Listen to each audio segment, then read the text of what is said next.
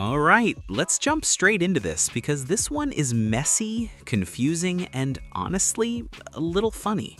Not quite long ago, we made a video talking about a big rumor, and that rumor was wild. People were saying Snapdragon 8 Elite Gen 6 might be made by Samsung's brand new 2nm GAA factory.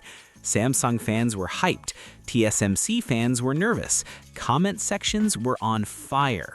It sounded like Qualcomm was finally giving Samsung another serious chance. But now, plot twist. According to new information, that rumor might already be dead. And yeah, welcome to the world of chip leaks, etc. So here's what's happening. Explained very simply, no tech headache. Earlier this month, reports started floating around saying Qualcomm was talking with Samsung Foundry again. The idea was that Qualcomm might use Samsung to make some of their next flagship chips. And of course, everyone zoomed in on one name, Snapdragon 8 Elite Gen 6, the next big Android monster chip, the one that's supposed to power all the crazy 2026 flagship phones. People started saying, yo, Samsung 2nm GAA plus Snapdragon equals comeback story? But then another leak just walked in and said, nope. A new report from Smart Chip Insider on Weibo says Qualcomm has decided something very clear. Snapdragon 8 Elite Gen 6 will be made only by TSMC. No Samsung, no split production, no surprise switch. Just TSMC, full stop. And not only that, both versions of the chip, the standard version and the Pro version, are expected to use TSMC N2P process, which honestly is what most people expected from the start. So yeah, that Samsung 2nm dream, at least for Gen 6, put it on pause. Now, let's slow this down and explain why this makes sense, because this part is actually important.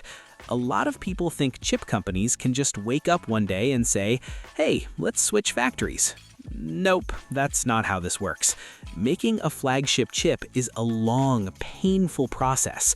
From the moment Qualcomm starts designing the chip, to testing it, to tuning performance, to fixing bugs, to mass production. That whole process takes around 2 years. 2 whole years.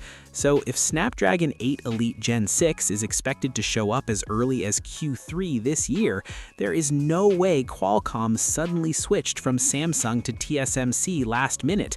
That would be chaos. It's like baking a cake for 2 hours and in the last 5 minutes saying, wait, let me change the oven. Yeah, no.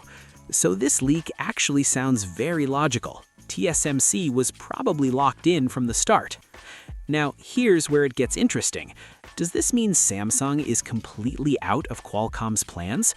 Not really, because during CES 2026, Qualcomm CEO Cristiano Amon said something very important. He confirmed that Qualcomm and Samsung are still talking, like real talks, not just polite emails. He didn't say, yeah, Samsung is making Snapdragon chips next year, but he also didn't say we're done with Samsung forever. What he basically said was, eyes open, saying something could happen later, which in tech language means not now, but maybe. And honestly, that sounds exactly like Qualcomm. They are very careful. Samsung Foundry has improved a lot, especially with GAA technology, but Qualcomm is still playing it safe. TSMC has been more stable, better yields, fewer performance issues, especially after the past problems with Samsung-made Snapdragon chips. Yeah, we all remember those phones that ran hot enough to cook breakfast. So here's the simple breakdown for everyone watching. Snapdragon 8 Elite Gen 6, made by TSMC, not Samsung. Both versions, Standard and Pro, use TSMC N2P. Samsung rumors? Probably too late to be true. Qualcomm and Samsung talks are still happening, but for future chips. That's it. No conspiracy, no drama, just timing and reality. But let me be honest with you for a second. This whole situation is still kind of hilarious because Samsung hasn't even fully launched Exynos 2600 in real phones yet, and now we're already talking about Snapdragon 8 Elite Gen 6, Exynos 2700 rumors, 2nm factories, GAA versus TSMC wars. Bro, can we test one chip properly first? The tech world moves too fast. Now, the big question you might be asking is, should we believe this rumor? And the answer is yes, but carefully. This one actually makes sense. The timeline fits, the logic fits, and Qualcomm's history fits. But at the end of the day, nothing is official until Qualcomm says it on stage.